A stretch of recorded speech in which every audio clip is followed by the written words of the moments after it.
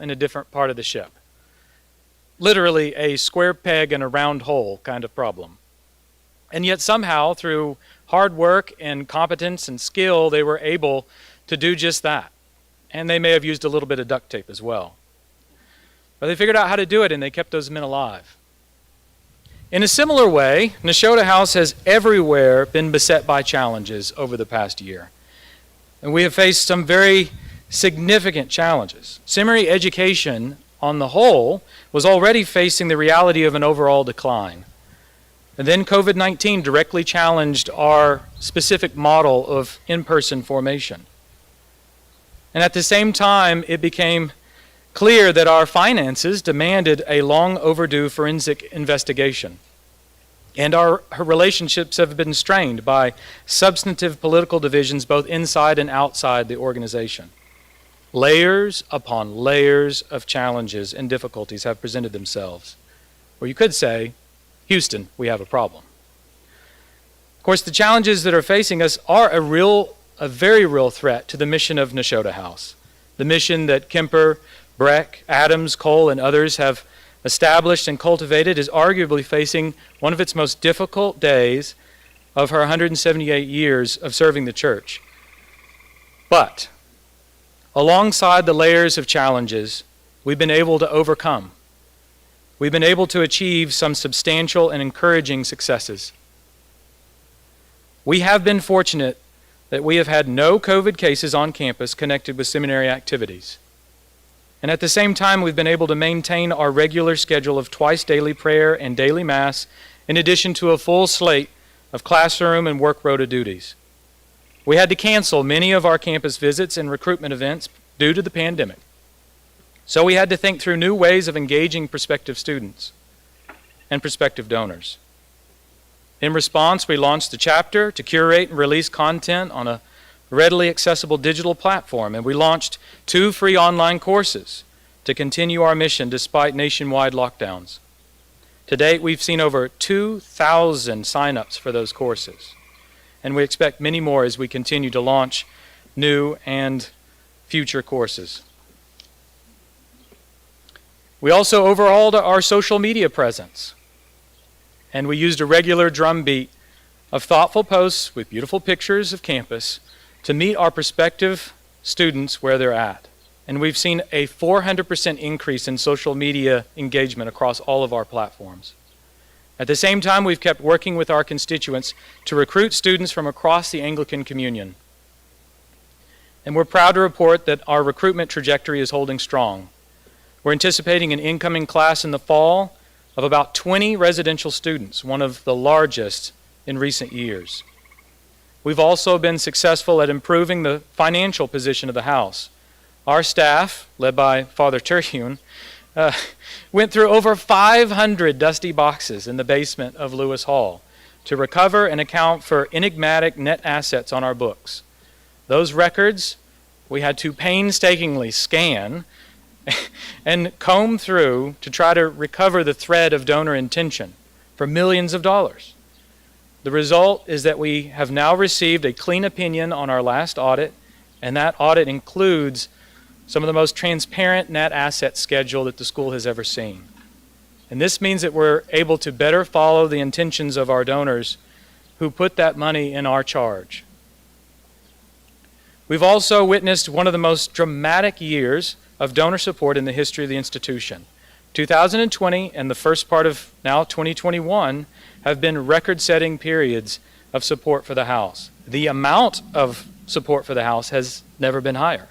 And also the number of the actual donors has also never been higher.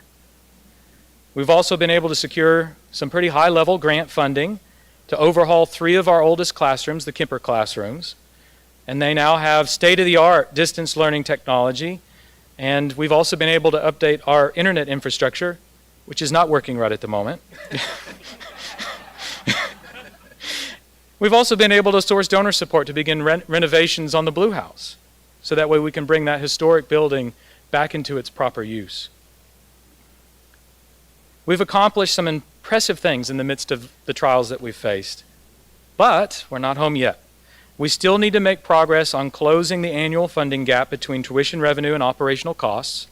We need to make capital improvements to our campus. We need to continue to reinvigorate the relationship with our alumni. We need to redouble our recruitment efforts. And we need to keep our budget spending under control while we do all of this. So a lot lies ahead of us. You know, there's a scene near the end of Apollo 13 where a couple of government officials are sort of talking over the state of play and the likelihood of a failed rescue attempt. And everyone is worried that one of any number of things could happen. Perhaps the heat shield or the parachutes were damaged in the oxygen tank explosion. And if any one of those things fails, they're not going to make it through reentry. Worse still, that they didn't quite have enough power to make the kinds of course corrections and adjustments that you would want for a reentry trajectory. They could have wound up in a storm or worse on land. So as they're talking through all of this, one of the chief flight director, Gene Kranz, he overheard this. The statement that he overheard was this: this would be the worst disaster NASA has ever experienced. And Gene butts in and says, with all due respect, I believe this is going to be our finest hour. And I think Gene was right. It was the finest hour for the crew that helped with Apollo 13. And while we here at the House, we still have a lot of work to do to fulfill the mission of forming people for the church and the spread of the gospel, we're not in the clear yet, but we are resilient. And our successes demonstrate that this will be one of the defining periods in the history of this seminary. These years will be our finest hour as we overcome the challenges before us to bring glory to God by preparing ministers of His Word and sacrament. Now, that's my part of this. I want you to hear from Dr. Anderson, and we're going to also go through a couple of things otherwise today to give you a little sneak peek as to what we're doing. But Dr. Anderson, if you would. Thank you, Laban. It's a joy to have this many people here this afternoon. I don't know of any institution that gets this sort of turnout of percentage of alumni to come to a commencement and to hear about the seminary. It means everything to us. And I would say one of my joys after now finishing my 14th year at Nashotah House is every day in chapel when we pray for alumni, I know who most of you are now. When I started, it was just a bunch of names, and I might have lost track of who they were, but now every name, 3 out of 4 of them have a face to me. They're people I know. They're people who I feel much affection for and for whom I pray now when we name your names. So thank you for being a part of this event and a part of this institution. Picking up where Laban left off, some small seminaries are not unlike small churches. They cast about in search of survival strategies, careening to and fro with various kinds of desperate measures, sometimes merely prolonging the inevitable. And as you have seen, since 2017, Nashotah House has been taking decidedly the opposite approach to our future. Because here we sit on a treasure. At Nashotah House, we sit on a treasure. Of course, it's a treasure of beautiful land and mostly beautiful buildings. Some need some work. But we sit on other treasure as well. We sit on a treasure of memories, but much more so than memories, we sit on a treasury of mission. We sit on a heritage, yes, but it's the kind of heritage that, rightly stewarded, will guide our future. To paraphrase and reapply Archbishop William Temple's famous words about the church, now applied to a seminary, Nashotah House is a cooperative human society that exists for the benefit of its non-members. Not even for its students, not even for its alumni, but for the countless people, some whom we know and many whom we have not yet met, whose lives will be changed because of the training and formation that happens here. You see, a seminary that exists for itself wishes to save itself, or to perpetuate itself, or to glory in itself. But the only seminary that has a right to exist exists for the sake of the church. It exists to bless the church, to instruct the church, to equip the church to fulfill her mission. And if we should ever cease to do that, if we should ever exist for ourselves or for being our own little thing, we by all rights should cease to exist as well. For this reason, for the past 4 years, well, always naturally caring for the existence of Nashotah House, all of that has been guided by a single question. What priests and what leaders does the church need for her flourishing? What does the church need for the accomplishment of her mission to the world? And when you ask that question, you soon discover that you are sitting on a treasure. And the watchword at Nashotah House is, in the words of the children's song, hide it under a bushel, no. I'm going to let it shine. Don't let Satan blow it out. No. I'm going to let it shine. Or, in the words of our Lord, we don't take this talent, this treasure that we sit on, and fold it up in a napkin and bury it. But according to our Lord's instructions, we are to do business until he comes, to multiply, to advance. So when you discover the treasure that Nashotah House is sitting on, you see that it is not only old and quaint and sort of interesting, but you discover that it is very much what the church needs to reach and now to feed a hungry world. So we have not sat still. We have not buried our treasure. We are not survivalists. We're on a mission. And thus we have been blessed by God, already having an incredible core faculty, now to have added these extraordinary members. Dr. Hans Boersma in 2019, Father Greg Peters in 2019, Dr. Elizabeth Kincaid in 2019, Dr. Jeffrey Williams is our church music professor in 2019, Father Paul Wheatley, our New Testament professor in 2020, and now our new Director of Distributed Education, Dr. Jim Watkins. Did you hear all of that? That, my friends, is a head-spinning addition of gifts to an already rich and faithful faculty.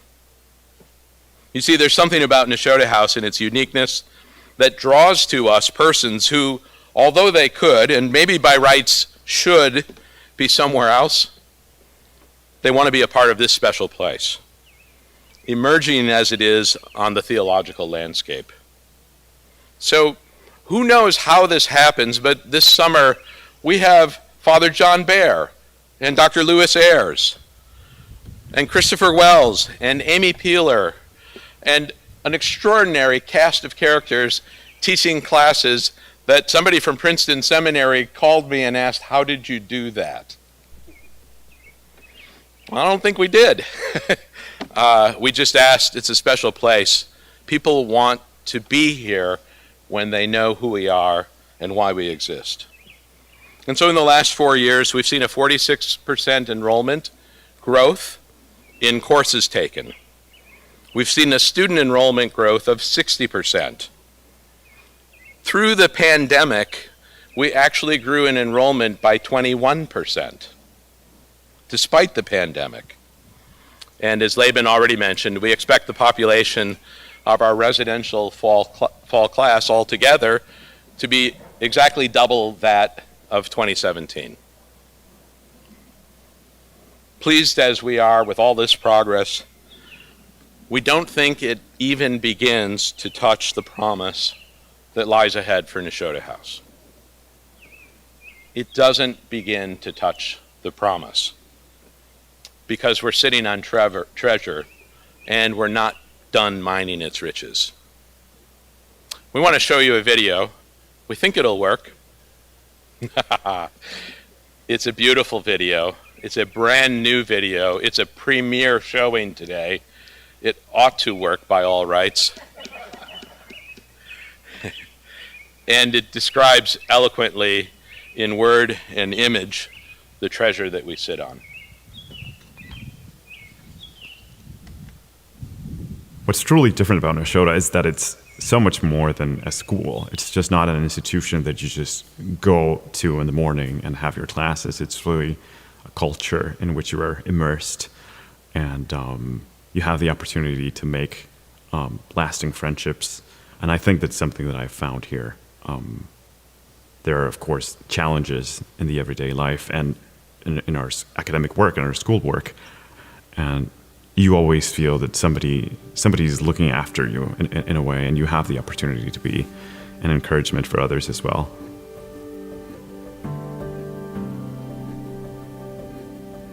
The reason why I think you should choose Nashotah is because it is a place where you are able to be restored in the waters of the tradition, a place where you're able to be theologically grounded and spiritually formed in a way that helps you to lead the church into the world.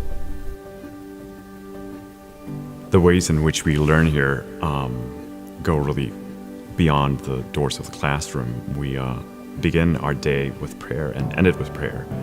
And I think that's particularly important because, as most of the things we do here, they're habit forming. And especially those of us that are hoping to be in ordained ministry, we need to think about these things. How do we begin our day? How do we end our day? Who are we doing it for? And it's a way of learning, a way to teach ourselves. The relationship with God that we foster here and relationships with one another are crucial in what we do. Hopefully there's nothing that exists here that only exists here because it's so good. One would hope that what exists here is what has existed in the church for centuries. And we're finding a possible version of that here. And I think a very pure-hearted and beautiful version of that here. Maybe it's what's not here, Maybe it's I think there's a much lower degree and tolerance for fakeness here. To have that kind of community in the modern world, in the 21st century, and in the country that we live in is where else do you find that? If you're looking for a place that you're willing to wrestle with faith in a meaningful, honest way, if you're looking for a seminary to be a place where you're also looking to be formed, I mean, you genuinely want to be formed for the church, for the sake of the world, this is it.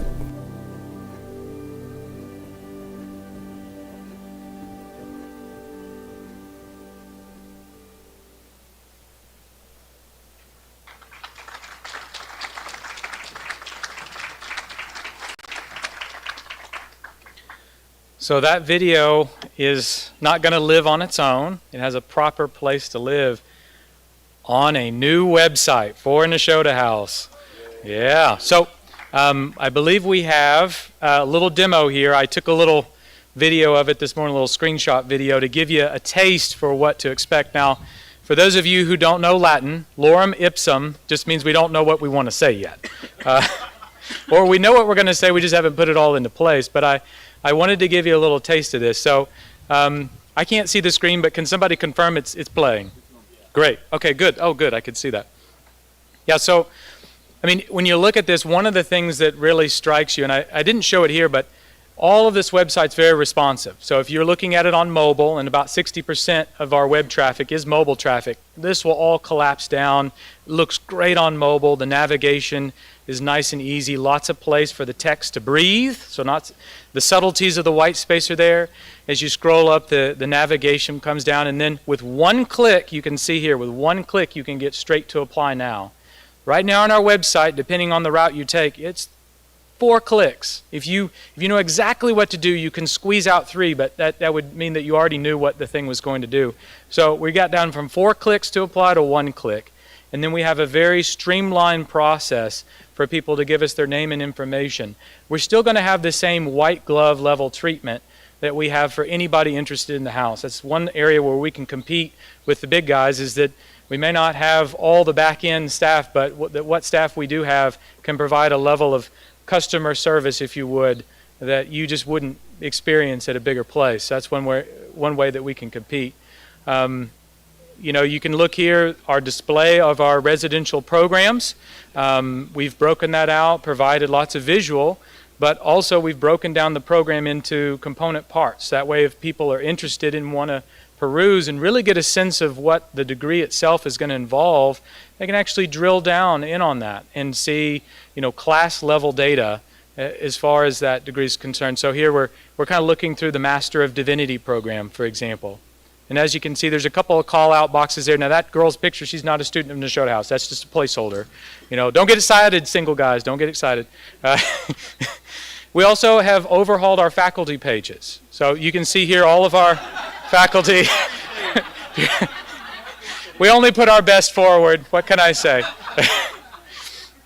On each individual faculty member's page for all of our residential faculty, all of them sat for video shoots, some of them multiple video shoots, but every faculty member's page is going to have an accompanying video.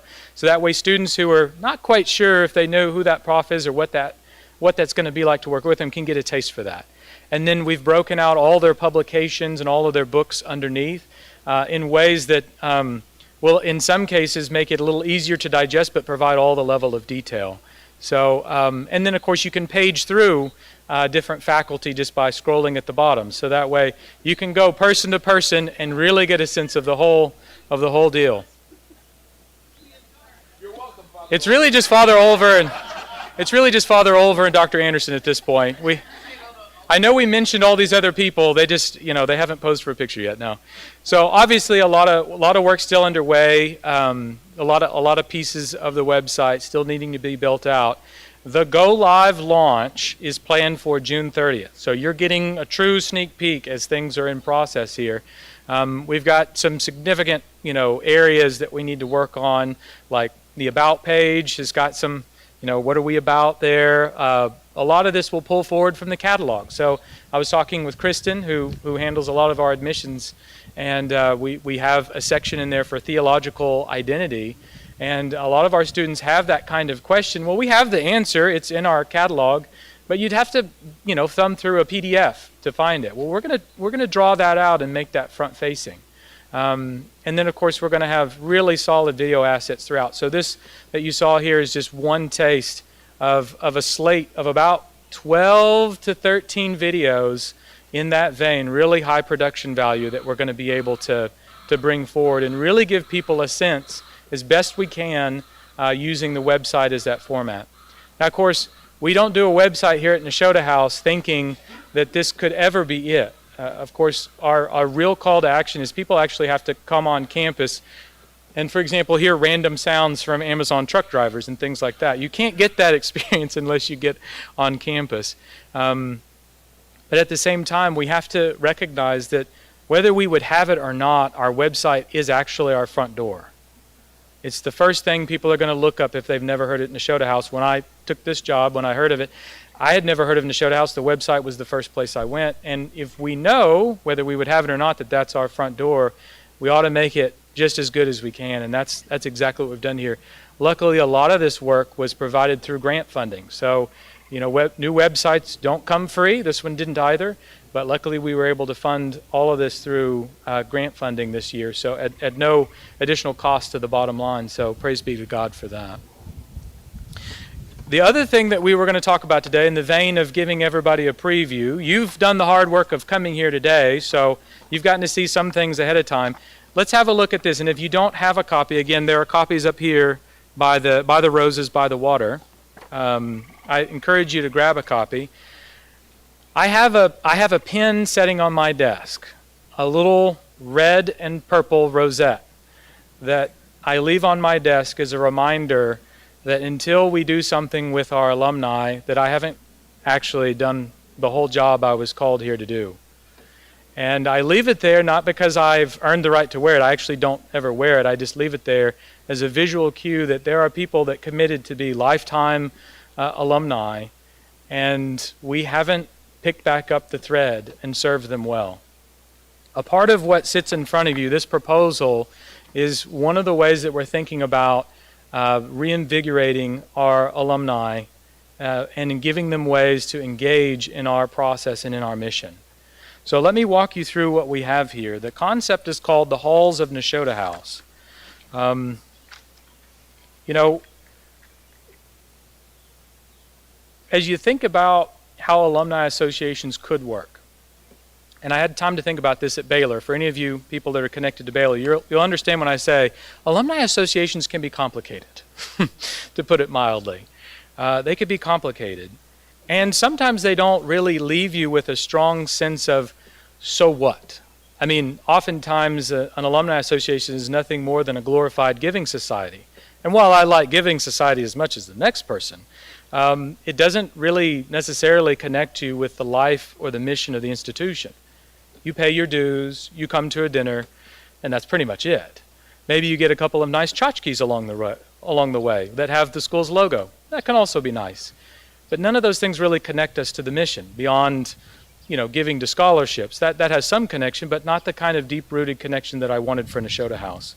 So we brainstormed, and we did probably more storming than braining, but we came up with this concept of what if we could continue formation beyond the walls of the house? What if your 90 hours in an MDiv is not the end of your formation with the house? What if there was a way to become connected to those of more advanced generations of more experience, get connected with them, and have a meaningful way for them to pour into you after you graduate, after commencement, after tomorrow? And that's where this concept was sort of birthed. So the Halls of Nashotah House, if you were to distill it into one idea, the one concept is mentorship. Now, how do we get there? How do we get to a mentoring capacity? Well, that's where the idea of the halls came in. If you look there on the last page, you'll see the halls displayed. Kemper Hall, Breck Hall, Adams Hall, and Cole Hall. If you may recognize some of those names. They are people from our history. But each hall would be filled with alumni. Alumni who have taken a test to determine which hall they properly belong in. Now, I'm not going to betray exactly the algorithm behind the test, but suffice it to say, it is based on personality, ever so slightly. And if you crane your eyes just a little bit, you might be able to guess which one. But the idea here is that you take essentially a personality test and you're sorted into a hall. May remind you of the Harry Potter series. Just a touch here, just a touch. I have heard this place referred to as Narnia and, perhaps Hogwarts. Depends on the day, I suppose. But the idea here is that we sort people by personality into these different halls, and then we're able to engage what we consider seniors, or people that, have experience, have wisdom, want to share it, with juniors, people that are perhaps current students or recently graduated students who really could use a little help in their parish setting or in their ministry setting. Both of those people being in the same hall would mean that they would have a certain similarity of personality bend and may be able to encourage those who are of the same personality bend. If, for example, when I took this test, I was sorted into Kemper Hall. I know Karen Moore, who's on our corporation, was also sorted into Kemper Hall. And truth be told, we have a lot in common when it comes to personality assessment. And in truth, when I've called Karen to ask for advice or counsel, it really comes across strong because I have the confidence of knowing, well, she kind of knows the way I tick because she kind of ticks the same way. And we both, on occasion, will just tick people off. But, that's a whole nother matter. The idea here, though, is that if you're engaged with the Halls of Nashotah House, that it wouldn't be purely a way to just give to a scholarship, but that the idea would be that you're actually actively engaged with a student and that you make a commitment for 1 year for at least an hour each month The senior will reach out to and dialogue with the junior, that the junior will be solicitous of their senior partner in this mentoring relationship, and really seek to glean from them that kind of advice that there is nothing we could do to provide here at Nashotah House, because there are so many things we can't get to.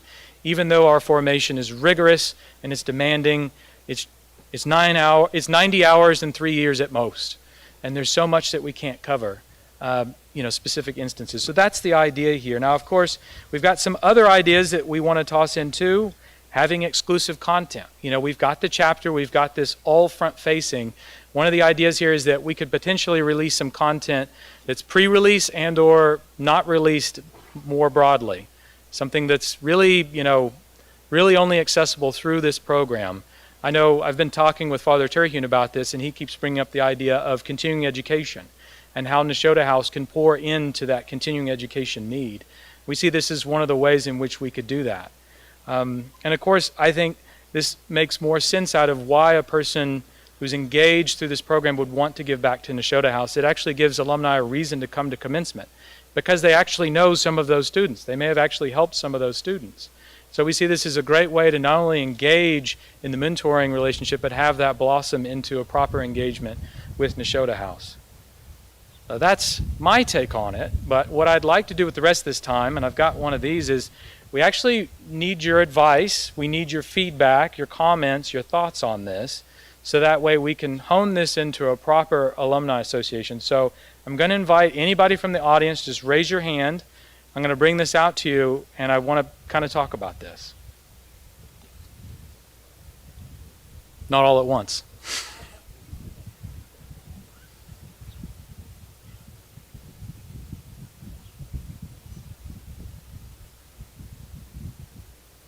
All right, Father Terhune, I'll let you say something about it.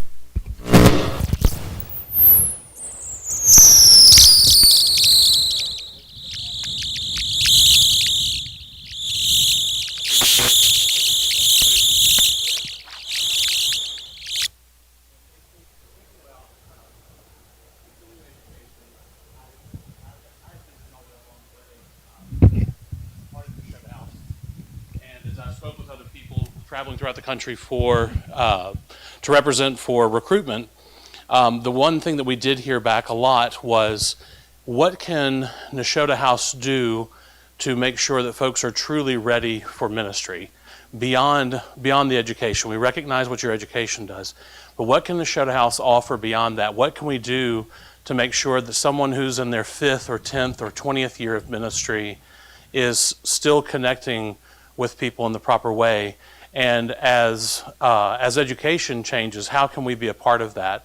And so that was why that's why I've really pushed for the continuing education. And I think having the class like Esau McCulley's that is available online has been really good.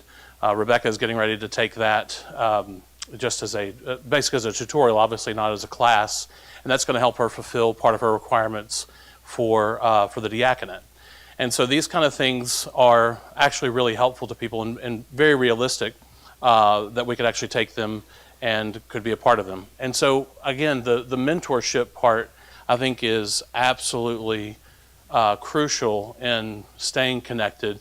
And that's been the part that I've enjoyed the most about getting reconnected over and over again at Nashotah House, besides working here 3 times. But to stay connected with various people and knowing, like the class that I had recruited, coming and being part of their graduation was a really big deal. And so I think that can be very important to the rest of us to continue our time here. I mean, in talking with folks who are here for their 40th, sitting with Bishop Lyons, and seeing that even across provinces and seeing that across our different expressions in the church, to have those friends and to have that level of mentorship and to be able to ask those questions and to see how things are going all across the country is really important for that.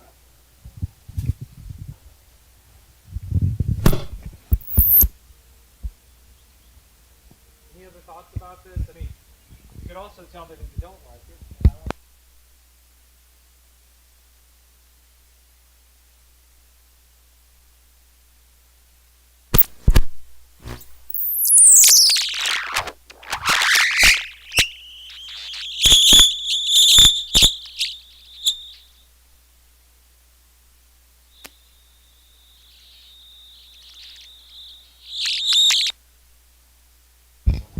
Check 1, 2.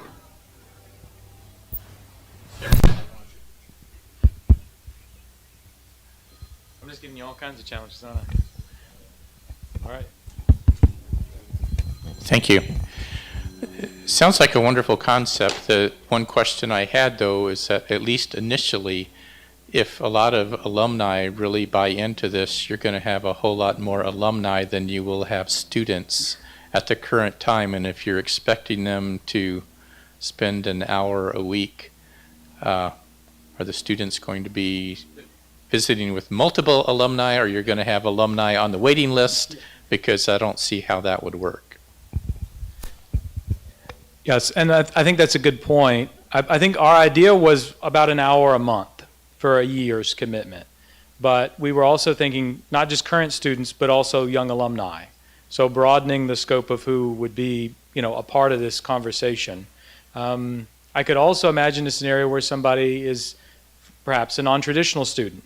And so maybe not in age younger, but in experience, new to ministry, needing help from potentially a younger student who's more experienced in a parish.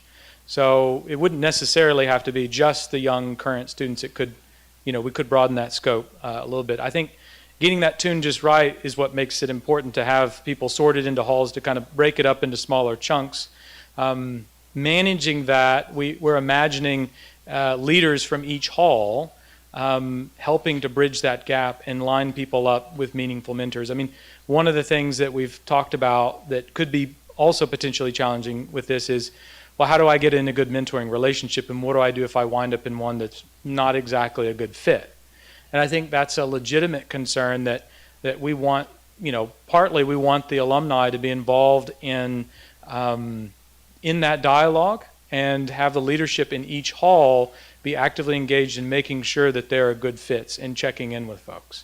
So that way, we're not stretched too thin staff-wise on our side trying to manage it, but also that we give the alumni leadership a real opportunity to demonstrate their acumen in organizing themselves into groups. So that's the idea.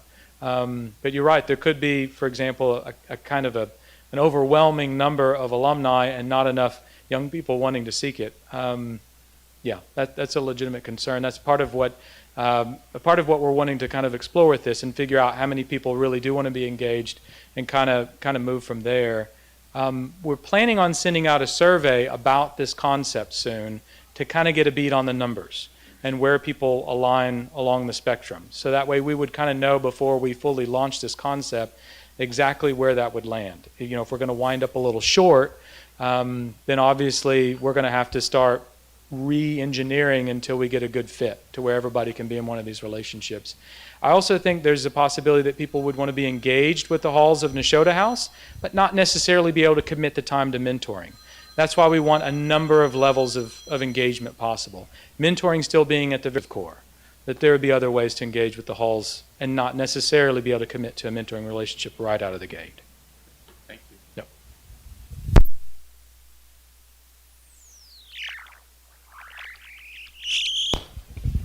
So the first most important question, I think, is how do you decide which house wins the house cup at the end of the year? I'm assuming that's part of there's some house points and going on. The slightly more real question is, what type of mentoring are you envisioning, and does that change depending on what house? Do different houses have more specialties in setting up QuickBooks for your parish? If you don't know how that works, I don't know. So I'm curious what type of identities are within the different houses, and how do you communicate that ahead of time? Because what if one house looks like more fun, or is it entirely on this personality test? I'm just not sure. So.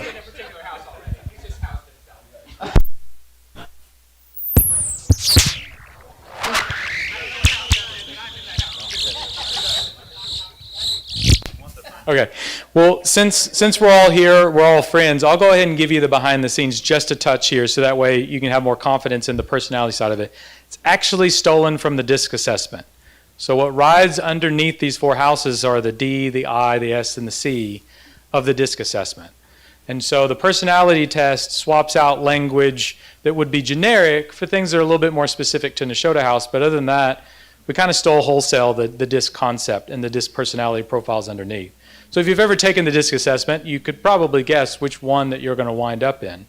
And I think that's a really good point, Matt, that, it's very likely that specific halls having certain personality gearings are going to want different things out of those mentoring relationships. I think that's a part of what makes this unique and what could make this work really well is that not every hall has to pursue it in exactly the same way. That the leadership of that hall, all being of a similar personality bend, they can determine how those relationships form. So, for example, if you're in Cole Hall, not to betray too much here, there might be a real case for, hey, everybody, here's a handout on how QuickBooks works and how to get your finances straightened out in your parish. Or there may be another case, for this is how to run a shop vac and suck out a basement that's full of water, But I think there could also be things like, slightly more serious stuff like, my vestry's saying this, but I don't know how to break through them. And I'm having trouble getting them to understand that, our church actually needs to grow, that growth would be a good thing. And they just want the same thing that they've always had and they don't want it to change. Help me understand how I can make the mission of the church come alive in this parish. And what have you done in your ministry to make that happen? Give me some ideas here. Give me some advice.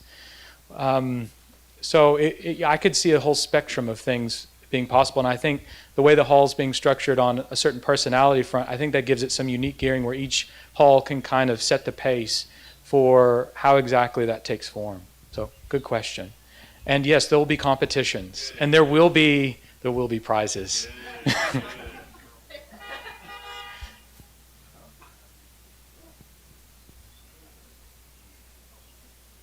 All right, don't be shy. If you're thinking of a question, we need some feedback here. We want to make this as good as we can.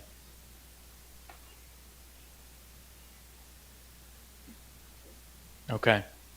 Well, what I'll do is you've got the printout here, but you be on the lookout. We're going to be in touch with all alumni soon, and we're going to solicit feedback in a non-confrontational microphone-in-your-face setting. And we want to hear, what you think about this proposal, how you think it could work, how you think we might face challenges, where those pain points are going to be, and how we could really reinvigorate and finally get back alive an alumni engagement that's meaningful for everyone. So thank you for your time today, and thank you for coming out and supporting Nashotah House. I came here 2 years ago not really knowing exactly what I would find. I was pretty sure it was going to be hard. I haven't been disappointed on that front. It has been hard and challenging, but I wasn't quite prepared for just how wonderful it would be to meet with successes and to be able to be right in the throes of providing for the church and the spread of the gospel. So rather than receiving any accolades of my own, I really have you to thank for making this possible. Your work and your ministry and your support of this place is the only way that it's possible. So thank you all.